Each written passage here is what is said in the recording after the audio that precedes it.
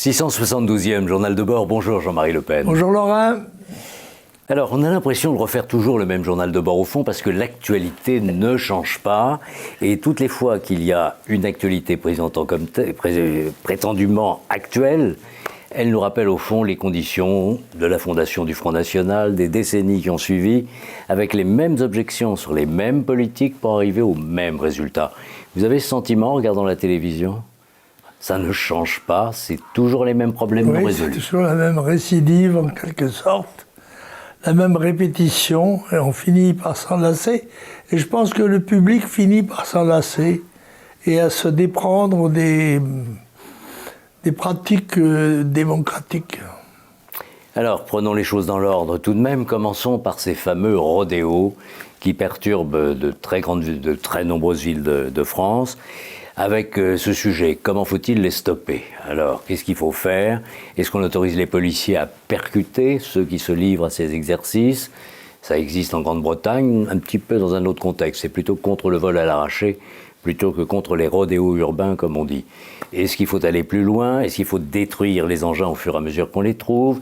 Simplifier les procédures? Donner d'autres ordres aux forces de police? Qu'est-ce qu'il faut faire? Je crois qu'il faut agir très énergiquement contre un phénomène qui se présente comme un phénomène de société. Ce n'est pas seulement quelques jeunes gens qui s'amusent à rouler sur une roue, c'est un phénomène qui a tendance à s'étendre et à entraîner toute une série de conséquences qui peuvent être dramatiques. Par conséquent, l'État doit intervenir de façon extrêmement ferme dans cette affaire et procéder à l'arrestation et à la mise hors d'état de nuire de ceux qui se permettent ce genre de fantaisie. D'abord, je pense qu'il y a la possibilité de mettre des bandes à pointe. Des herses? Oui, mais des petites herses, des herses simples, et de façon à stopper ces motos. Ensuite, quand il y a ce qu'on appelle le contact tel qu'il est pratiqué dans les îles britanniques, il n'y a pas de raison que les motos se heurtent. Il suffit qu'au bout d'un bâton, le tenant de l'ordre déséquilibre le motard à ses risques et périls. Bien sûr, cela comportera un certain nombre de casses, mais c'est ainsi. Les gens sauront qu'il n'est pas permis d'eux, et par conséquent, la sanction, c'est d'abord que cesse le délit. Toutes choses égales d'ailleurs, la punition, plus tard, on verra, mais pour le moment, il faut que cesse le fait de rouler à des allures folles dans des allées ou dans des avenues, au risque de tuer des enfants ou de les blesser grièvement, comme cela s'est produit tout à fait récemment. C'est intolérable. Alors rappelons-toi justement, puisque vous en parlez, 2 enfants ont été percutés, une petite fille probablement de façon irrémédiable puisque ses blessures sont d'une gravité extrême, le petit garçon est un petit peu moins blessé, ça n'est pas supportable. Alors l'auteur des faits s'est livré lui-même à la police.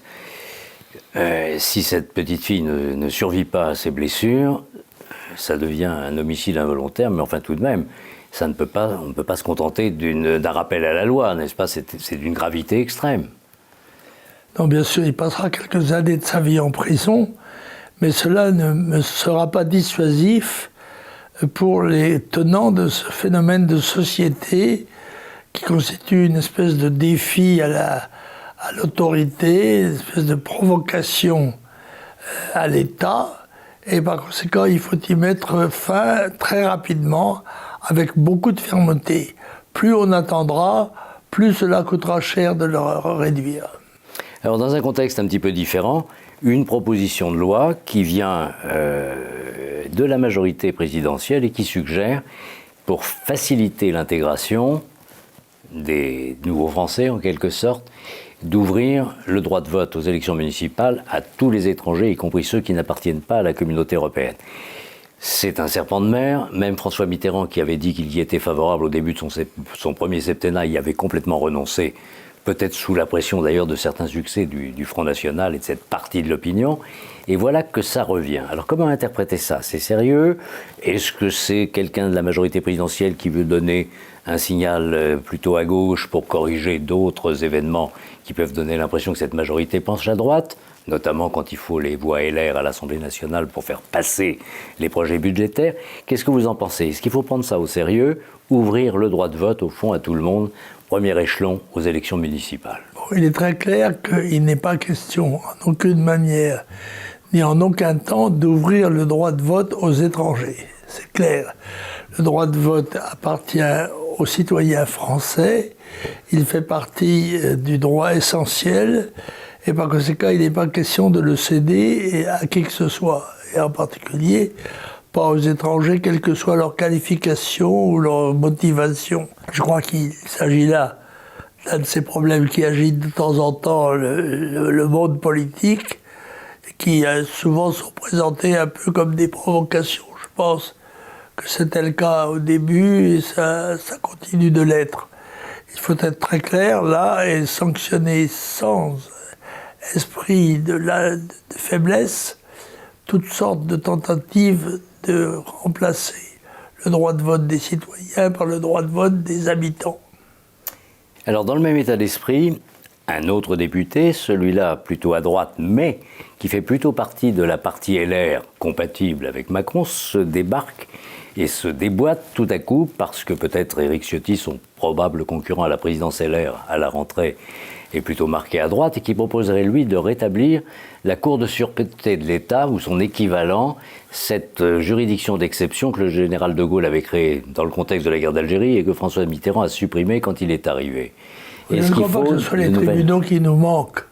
Ce qui nous manque, ce sont des magistrats qui sont conscients de leurs responsabilités. Moi, je considère que pour leur donner un sens véritable de responsabilité, il convient de publier les noms des juges dans toutes les affaires. Par exemple, le juge administratif qui a barré la route à l'expulsion de cet imam, soi-disant imam, qui accumule toutes les raisons de quitter le territoire. Il n'est même pas français en plus, et le Maroc a délivré le fameux visa consulaire permettant de le renvoyer chez lui. Et puis, ce juge d'un tribunal administratif bloque le désir du ministre de l'Intérieur. Vous proposeriez, par exemple, que son identité soit mieux connue du public? Absolument, qu'elle soit publique, et qu'éventuellement, il ait à répondre à l'opinion de la position qu'il a prise en tant que juge.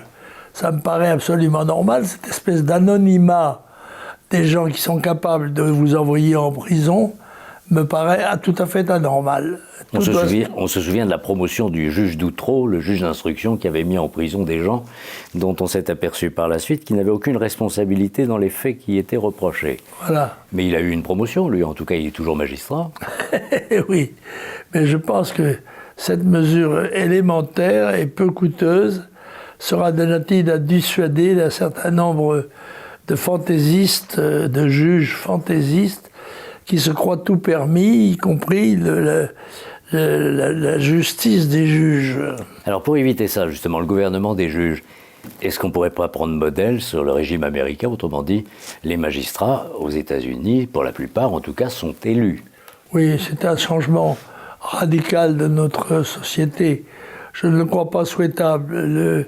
Il faut essayer d'améliorer les choses avec discrétion. Je crois qu'on peut le faire là simplement en rendant public le nom des juges dans quelque situation que ce soit. Alors, en changeant de sujet, certains ont pu penser, en vous écoutant au fil des années, sur les questions liées au réchauffement climatique, qu'on vous pouvez vous considérer comme un climato-sceptique.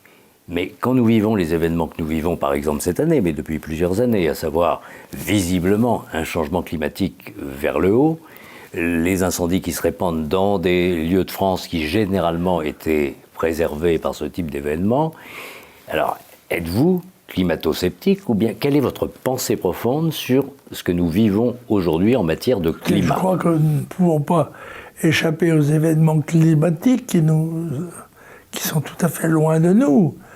Qui dépendent non pas du gouvernement ni de la société, mais du soleil et des astres qui sont hors de notre portée. Par conséquent, ce que nous pouvons faire, nous, c'est éventuellement prévoir les conséquences de nuisances prévisibles, si possible, et essayer de les atténuer et de s'en protéger. Je pense que les événements actuels, et en particulier les incendies de forêt, ne sont pas terminés, qu'il y a même un très fort risque qu'ils s'étendent d'une manière dramatique. Alors vous savez, par exemple, en matière forestière, il y a le domaine public, ce qui dépend de l'État, et puis il y a aussi le Conservatoire national forestier, et puis il y a aussi ce qui dépend des propriétaires, qui ont rarement les moyens de faire l'entretien de leur forêt comme il conviendrait. En plus, il y a plusieurs types de forêts en France. Il y a des forêts qui ont été construites et bâties, en quelque sorte, par les hommes pour être exploitées, la filière bois, et puis il y a les forêts spontanées qui généralement ont des propriétaires privés. Qu'est-ce qu'on peut faire avec ça? Parce que mettre de l'ordre, quand tout le monde décide, personne ne décide. Oui, enfin, quand on est propriétaire, on est responsable. Si on ne veut pas l'être, on vend son bien à des gens capables d'assumer la responsabilité. De ce côté-là, il ne faut aucune faiblesse, parce que le risque est très grand dans un pays qui est forestier comme la France.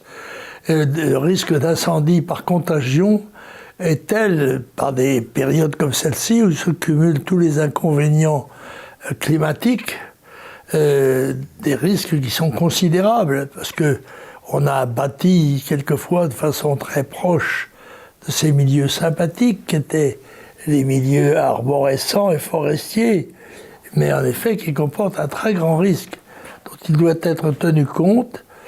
Bien sûr, il faut tout faire pour protéger, mais quand on voit des lignes de feu qui font plusieurs kilomètres, on ne voit pas très bien comment les pompiers peuvent s'y opposer, compte tenu du fait qu'ils ne peuvent attaquer le feu que sur un secteur précis et limité. Vous n'avez pas le sentiment qu'on est attaqué sur tous les plans en ce moment, sur le plan économique, sur le plan financier, sur le plan identitaire et maintenant sur le plan matériel, sur le plan agricole, puisqu'on pense que même le lait sera de moindre qualité cette année, oui, qu'on est très inquiet pour la production de vin et ainsi de suite. Les exemples sont multiples, qu'il va y avoir une crise de la nourriture animale pour l'élevage. Tout cela avec, aujourd'hui même, on voyait à la télévision des images où on traverse la Loire à pied quand les gens venaient y faire du bateau. Mais on trouve tout ça dans les Écritures. Toutes ces choses-là se sont passées. Il y a eu comme ça des périodes avec des années qui se sont suivies, quelquefois plusieurs années, et qui ont été des années désastreuses. Eh bien, l'humanité doit y faire front. Et s'y préparer, il y faut de l'imagination et une capacité d'exécution qui est importante. Donc, ne laissons pas les affaires tomber, ne nous abandonnons pas à la morosité, mais préparons-nous à des situations de ce genre, compte tenu du fait que le climat peut se maintenir dans ces situations désagréables pendant un certain temps. D'une certaine manière, d'ailleurs, sur la question climatique, vous n'avez jamais nié les conséquences de la pollution qui dépend de nous, des humains, alors que les conséquences climatiques des explosions solaires, par exemple, sont très difficiles à contrôler, elles ne l'ont jamais été. C'est pour ça, je le rappelle, que vous conseillez toujours d'éviter l'expression déréglementation ou dérèglement climatique, si tant est que le climat n'a jamais été réglé par personne. Non, ce que je crois, il n'y a pas de règlement, qu'il y a là des situations qui nous échappent en fait, et que nous pouvons simplement, éventuellement, avec un peu d'intelligence, prévoir, essayer de s'en garder, de s'en défendre, prendre les dispositions préalables nécessaires à la protection des habitations et des habitants. Cela dit, il faut prévoir que de telles situations peuvent durer plusieurs années. Et par conséquent, ne pas laisser tomber les affaires à la merci du hasard. C'est ce que disent les scouts, toujours prêts, au cas où. Toujours prêts. Et le fort protège le faible. Merci Jean-Marie Le Pen. À la semaine prochaine. Au revoir.